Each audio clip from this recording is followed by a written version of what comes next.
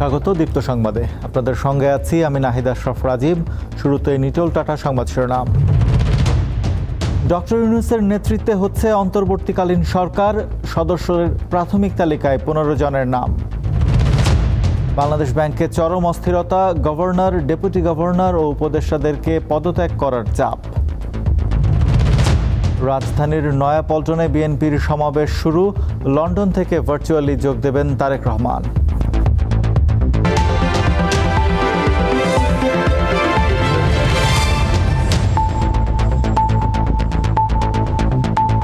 Nobel বিজয়ী অর্থনীতিবিদ doctor Mohammad ইউনূসকে প্রধান করে অন্তর্বর্তীকালীন সরকার গঠনের সিদ্ধান্ত নেওয়া হয়েছে। গতরাতে বঙ্গভবনে রাষ্ট্রপতি মোহাম্মদ শাহাবুদ্দিনের সঙ্গে 3 বাহিনীর প্রধান ও ছাত্র আন্দোলনের সমন্বয়কদের বৈঠকে এই সিদ্ধান্ত নেওয়া হয়। কোটা সংস্কার আন্দোলনের নেতৃত্ব দেয়া বৈষম্য বিরোধী ছাত্র আন্দোলনের সমন্বয়কদের 15 সদস্যের একটি দল মঙ্গলবার সন্ধ্যায় বঙ্গভবনে যায়। এরপর বঙ্গভবনে প্রবেশ করেন 3 বাহিনীর প্রধান। বঙ্গভবনে রাষ্ট্রপতির সঙ্গে 3 বাহিনীর প্রধান ও ছাত্র আন্দোলনের সমন্বয়কদের দীর্ঘ বৈঠকে ডক্টর মোহাম্মদ ইউনূসকে প্রধান করে অন্তর্বর্তীকালীন সরকার গঠনের সিদ্ধান্ত হয়। বৈঠক শেষে রাত 12:15টার দিকে ব্রিফিংয়ে বৈষম্য বিরোধী ছাত্র আন্দোলনের সমন্বয়কদের পক্ষে নাহিদ ইসলাম জানান, অন্তর্বর্তী সরকারের বাকি সদস্য কারা হবেন সে বিষয়ে 15 জনের নামের একটি তালিকা রাষ্ট্রপতিকে দেয়া হয়েছে। খুবই দ্রুত সময়ের মধ্যে এই তালিকা নিয়ে বিভিন্ন রাজনৈতিক পক্ষের সঙ্গে আলোচনা করে চূড়ান্ত করা হবে। নতুন আইজিপি হিসেবে নিয়োগ পেয়েছেন পুলিশের ট্রাফিক অ্যান্ড ড্রাইভিং স্কুলের কমান্ড্যান্ট মোহাম্মদ মঈনুল ইসলাম। তিনি অতিরিক্ত আইজিপি ছিলেন। এর আগে চৌধুরী আব্দুল আল মামুনের চুক্তিভিত্তিক নিয়োগ বাতিল করা হয়। মঙ্গলবার রাতে এ সংক্রান্ত প্রজ্ঞাপন জারি করেছে জনপ্রশাসন মন্ত্রণালয়। আর নতুন আইজিপি নিয়োগের প্রজ্ঞাপন জারি করেছে স্বরাষ্ট্র মন্ত্রণালয়। আরেক প্রজ্ঞাপনে জানানো হয়, র্যাবের মহাপরিচালক হিসেবে নিয়োগ পেয়েছেন একেএম শহীদুর রহমান। আর ঢাকা মহানগর পুলিশের কমিশনার হিসেবে নিয়োগ পেয়েছেন মোহাম্মদ মাইনুল হাসান। একই সাথে র্যাবের মহাপরিচালক হারুনুর রশিদকে অতিরিক্ত আইজিপি হিসেবে পুলিশ সদর দপ্তরে এবং ডিএমপি কমিশনার হাবিবুর রহমানকে অতিরিক্ত আইজিপি হিসেবে পুলিশ সদর দপ্তরে সংযুক্ত করা হয়েছে।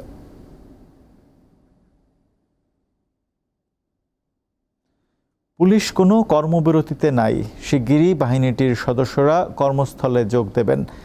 দুপুরে পল্টনে পুলিশ অ্যাসোসিয়েশন কার্যালয়ে ব্রিফিংয়ে এমনটাই জানিয়েছেন সংস্থার নবনির্বাচিত সভাপতি আবদুল্লাহ হেল বাকি। তিনি বলেন, কর্মবিরতিতে যাওয়ার কোনো সুযোগ নেই পুলিশ সদস্যদের।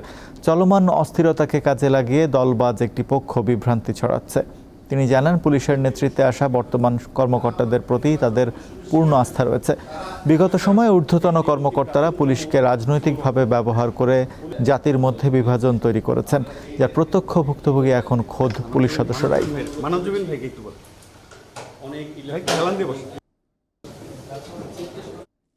নতুন বিজয়ের এই আনন্দ যাতে কোনোভাবে ম্লান না হয় সেদিকে সকলের দৃষ্টি আকর্ষণপূর্বক জন আকাঙ্ক্ষার সাথে সঙ্গতি রেখে স্ব দায়িত্ব পালন করার জন্য অধস্তন সকল পুলিশ সদস্যদেরকে উদাত্ত আহ্বান করা যাচ্ছে।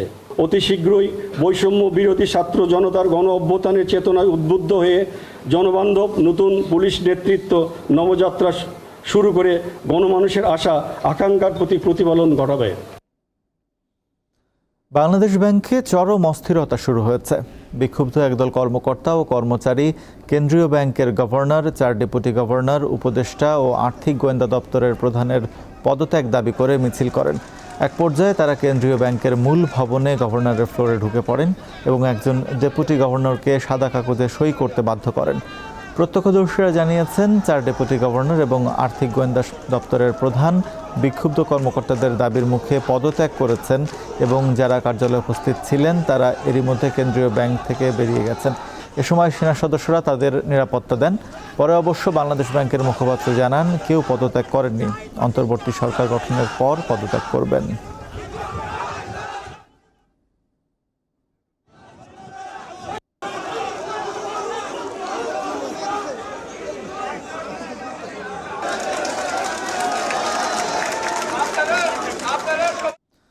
বাংলাদেশ ব্যাংকে আছেন সহকর্মী জহিরুল মোহসান। সবশেষ তথ্য জানবো তার কাছে। মোহসান, বাংলাদেশ ব্যাংকের এখনকার পরিস্থিতি কি? গভর্নর, ডেপুটি গভর্নর কেউ কি অফিসে আছেন?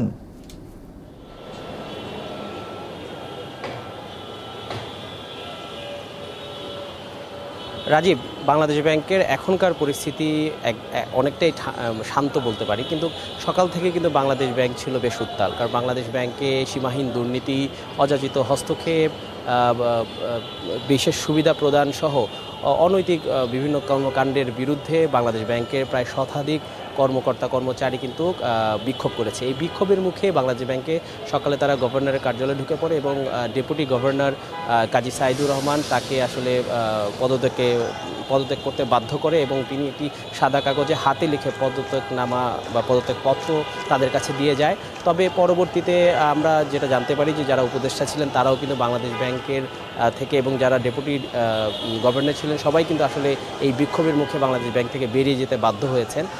পরবর্তীতে বাংলাদেশ ব্যাংকের মুখপাত্র মেজবাউল হক তিনি জানান যে বাংলাদেশ ব্যাংকের যারা ডেপুটি গভর্নর এবং উপদেষ্টা রয়েছেন এবং গভর্নর তাদের পদত্যাগের বিষয় আসলে এখন যেহেতু সরকারের কোনো কাঠামো নেই, তবে অন্তর্বর্তীকালীন সরকার গঠন হওয়ার পর সরকার আসলে তাদের পদত্যাগের বিষয়ে সিদ্ধান্ত নেবেন। তবে এখন পর্যন্ত তারা কিন্তু আসলে কোনো কার্যক্রমে আর যুক্ত হবেন না এবং বাংলাদেশ ব্যাংকে তারা মৌখিকভাবে বলেছেন তারা আসলে আর এখানে আসবেন না, তারা কার্যক্রমে যুক্ত হবেন না। এরপরেই আসলে কিন্তু বাংলাদেশ ব্যাংকের পরিস্থিতি কিছুটা শান্ত হয় এবং বাংলাদেশ ব্যাংকের যারা কর্মকর্তা কর্মচারী রয়েছেন তারা কিন্তু নিজ নিজ কাজে ফিরে গেছেন এবং তারা জানিয়েছেন তারা তাদের কার্যক্রম আসলে পরিচালিত করবেন। তবে বাংলাদেশ ব্যাংকের যে ডেপুটি গভর্নর এবং যারা উপদেষ্টা রয়েছেন তাদের কিন্তু আসলে তারা ঢুকতে দিতে চান না। রাজীব, মোসান্নমটাকে ধন্যবাদ। রাজধানীর নয়াপল্টনে সমাবেশ করছে বিএনপি। বেলা 2টায় নয়াপল্টনে বিএনপির কেন্দ্রীয় কার্যালয়ের সামনে এই সমাবেশ শুরু হয়। তবে সকাল থেকে নেতাকর্মীরা নয়াপল্টনে জড়ো হতে শুরু করেন। মঙ্গলবার সন্ধ্যায় বিএনপির পক্ষ থেকে এক বিবৃতিতে জানানো হয়, সমাবেশের প্রধান অতিথি হিসেবে ভার্চুয়ালি বক্তব্য দেবেন বিএনপির ভারপ্রাপ্ত চেয়ারম্যান তারেক রহমান। বিএনপি মহাসচিব মির্জা ফখরুল ইসলাম আলমগীর ছাড়াও জাতীয় নেতৃবৃন্দ সমাবেশে বক্তব্য দেবেন। এখন বিএনপিও এর সহযোগী সংগঠনের নেতৃবৃন্দ বক্তব্য রাখছেন। এই মুহূর্তে নয়াপল্টনে আছেন সহকর্মী তানভীর খন্দকার, সরাসরি যুক্ত হচ্ছেন তিনি। তানভীর, বিএনপির সমাবেশ কি শুরু হয়েছে? ভারপ্রাপ্ত চেয়ারম্যান কখন যোগ দেবেন? রাজীব, আসলে দুপুর 2টায় যদিও কর্মসূচি শুরু হওয়ার কথা ছিল, সেই অনুযায়ী কর্মসূচি শুরু হয়েছে। দলের নেতৃবৃন্দ কিন্তু প্রথমে ক্রমান্বয়ে আসলে একের পর এক যারা নেতৃবৃন্দ আছেন তারা কিন্তু বক্তব্য রাখছেন। এই মুহূর্তে কিছুক্ষণ আগে আসলে মঞ্চে বিএনপি মহাসচিব মির্জা ফখরুল ইসলাম আসবেন এরকম একটি ঘোষণা আমরা শুনতে পেয়েছি, যদিও তিনি এখনও মঞ্চে আসেননি। আর বিএনপির যে ভারপ্রাপ্ত চেয়ারম্যান তারেক রহমান তিনি কখন ভার্চুয়ালি যোগ দেবেন এ বিষয়ে আসলে অনুষ্ঠান শুরু কর্মসূচি যদিও শুরু হয়েছে, কিন্তু আনুষ্ঠানিকভাবে আমাদের কিছু এখনও কিছু জানানো হয়নি। এখানে আসবেন কিছু ঊর্ধ্বতন নেতৃবৃন্দ বক্তব্য রাখবেন, তারপরে হয়তো বা বিএনপির ভারপ্রাপ্ত চেয়ারম্যান তারেক রহমান তার ভার্চুয়ালি বক্তব্য আমরা শুনতে পাবো। সেই অপেক্ষায় আছে এখানকার হাজার হাজার নেতাকর্মী। আপনি জানেন যে এই সড়কটি, পল্টনের যে সড়কটি, এটা কিন্তু একদম দুই পাশে ছড়িয়ে গেছে। সাধারণ মানুষের যেমন রয়েছে এখানে বলছেন তারা সাধারণ মানুষের উপস্থিতি রয়েছেন, দলের নেতাকর্মী রয়েছেন, সব মিলিয়ে একটা মিলন মেলায় পরিণত হয়েছে দীর্ঘদিন পর। তারা বলছেন আসলে দেশটা আবারও স্বাধীন হয়েছে এবং এই তাদের কথা অনুযায়ী যে একজন নির্যাতিত ফ্যাসিবাদী একজন সরকার থেকে বাংলাদেশ মুক্তি পেয়েছে। এখন এই আনন্দে তারা এই আনন্দ আসলে তাদের এই সমাবেশ আছে আসলে আনন্দ সমাবেশ বলে বলছেন বিএনপির নেতাকর্মীরা। আমরা একটু কথা বলছেন বিএনপির একজন ঊর্ধ্বতন নেতা, আমরা সেই কথাটি আপনাদেরকে শোনাতে চাই। রাজীব, আমরা আমার সহকর্মীকে বলবো এইখানে একটু কথা বলতে। আপনি নিশ্চয়ই এই কথার মধ্যে দিয়ে আমরা লাইভ শেষ করবেন। আপনি আমাদেরকে এই রাষ্ট্র সংস্কারে, এই রাষ্ট্র গঠনে, নতুন বাংলাদেশ গঠনে সম্মিলিতভাবে ঐক্যবদ্ধভাবে কাজ করতে হবে আর সজাগ থাকতে হবে। ষড়যন্ত্রকারীরা যাতে এর মধ্যে ঢুকে পড়ে আগামী বাংলাদেশের, নতুন বাংলাদেশের, মুক্ত বাংলাদেশের চিন্তাকে যাতে নস্যাৎ করতে না পারে। এবং দেশনেত্রী বেগম খালেদা জিয়া মুক্ত হয়েছে, দেশনেত্রী মুক্ত হয়েছে, অর্থাৎ গণতন্ত্র মুক্তির পথ আমাদের জন্য উন্মুক্ত হয়েছে।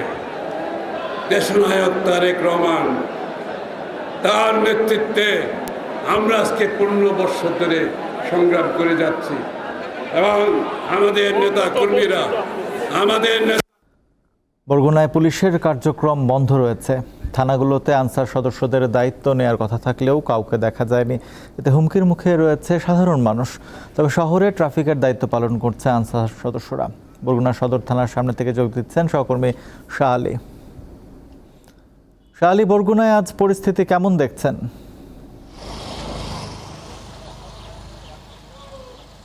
রাজীব, আপনি যেমনটা বলছিলেন, আমরা বরগুনা সদর থানার সামনে থেকে জানাচ্ছি যে আমরা যেরকম দেখেছি সবসময় পুলিশের আনাগোনা কিন্তু সেটা দেখতে পাচ্ছি না।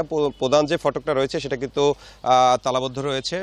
এখান থেকে মূলত কোনো প্রকার সহযোগিতা কিন্তু করা হচ্ছে না থানা থেকে। আমরা দেখেছি গতকালকেও কিন্তু পুলিশ লাইনে পুলিশদের তারা কিন্তু আন্দোলন করেছেন, সেখানে কিন্তু তাদের যে 9 দফা দাবি সেগুলো কিন্তু উত্থাপন করেছেন। তারা কোনো মন্ত্রীর অধীনে তারা চাকরি করতে চাচ্ছেন না, তারা চাচ্ছেন রাষ্ট্রপতির অধীনে চাকরি করতে। এগুলো কিন্তু তারা বলছেন। এবং আরও যেটা দেখেছি আমরা যে যেখানে আনসার সদস্যদের সদর থানায় কাজ করার কথা সেটা কিন্তু তাদেরকে আমরা দেখছি না। এছাড়া দেখেছি যে বরগুনা শহরে যে যানজট নিরসনের জন্য কিন্তু আনসার সদস্য কাজ করছে। পাশাপাশি ইসলামী শাসনতন্ত্র আন্দোলন এবং সাধারণ যে বৈষম্য ছাত্র আন্দোলন সেই ছাত্ররা রয়েছেন এবং ছাত্র দলের ছাত্ররা রয়েছেন। এছাড়াও আমরা দেখেছি বিভিন্ন জায়গায় কিন্তু প্রতিহিংসা বলতে ব্যক্তিগত যে ইস্যু ধরে কিন্তু বিভিন্ন জায়গায় হামলা হয়েছে এবং ভাঙচুর লুটপাট হয়েছে।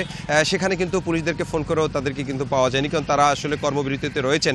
সেই আসলে আইনশৃঙ্খলা বাহিনী তারা না পেয়ে কিন্তু চরম হতাশায় ভুগতেছেন সাধারণ মানুষ। এবং বিভিন্ন জায়গায় দেখা গেছে অবৈধ স্থাপনাও কিন্তু করা শুরু করেছেন। সেগুলো কিন্তু ছাত্ররা মিলে, বরগুনার যে ইউনো রয়েছেন তারা মিলে সেগুলো কিন্তু উচ্ছেদ করেছেন। বরগুনা সদর থানা থেকে এই ছিল আমার কাছে সর্বশেষ তথ্য। রাজীব, ধন্যবাদ শাহ আলী। শাহ আলী জানাচ্ছিলেন বরগুনার সার্বিক পরিস্থিতি। বাংলাদেশের উদ্ভূত পরিস্থিতিতে কলকাতার বাংলাদেশ উপহাই কমিশনের নিরাপত্তা জোরদার করা হয়েছে। নিরাপত্তার জন্য কলকাতার পার্ক সার্কাসের বেগবাগান মোড়ে অবস্থিত উপহাই কমিশনের দপ্তরের সামনের রাস্তায় বসানো হয়েছে পুলিশের গার্ডরেল। এছাড়াও ভারতের উত্তর পূর্বাঞ্চলীয় রাজ্য মণিপুরের সীমান্তবর্তী অঞ্চলে রাত্রিকালীন কারফিউ জারি করা হয়েছে। বুধবার এক প্রতিবেদনে এই তথ্য জানিয়েছে ভারতীয় সংবাদ মাধ্যম এনডিটিভি। বাংলাদেশ থেকে অনুপ্রবেশের আশঙ্কায় মণিপুর সরকার মঙ্গলবার সন্ধ্যায় রাজ্যটির ফেরজাউল এবং জিরিবাম জেলায় রাত্রিকালীন কারফিউ জারি এবং নিরাপত্তা সতর্কতা আরও জোরদার করতে নির্দেশ দিয়েছে। পরবর্তী নির্দেশ না দেওয়া পর্যন্ত প্রতিদিন সন্ধ্যা 6টা থেকে ভোর 6টা পর্যন্ত কারফিউ জারি থাকবে। শেষ করব দীপ্ত সংবাদ, তার আগে নিটোল টাটা সংবাদ শিরোনাম জানাবো আরও একবার। ডক্টর ইউনূসের নেতৃত্বে হচ্ছে অন্তর্বর্তীকালীন সরকার, সদস্যের প্রাথমিক তালিকায় 15 জনের নাম। বাংলাদেশ ব্যাংকে চরম অস্থিরতা, গভর্নর, ডেপুটি গভর্নর ও উপদেষ্টাদেরকে পদত্যাগ করার চাপ। রাজধানীর নয়াপল্টনে বিএনপির সমাবেশ শুরু, লন্ডন থেকে ভার্চুয়ালি যোগ দেবেন তারেক রহমান।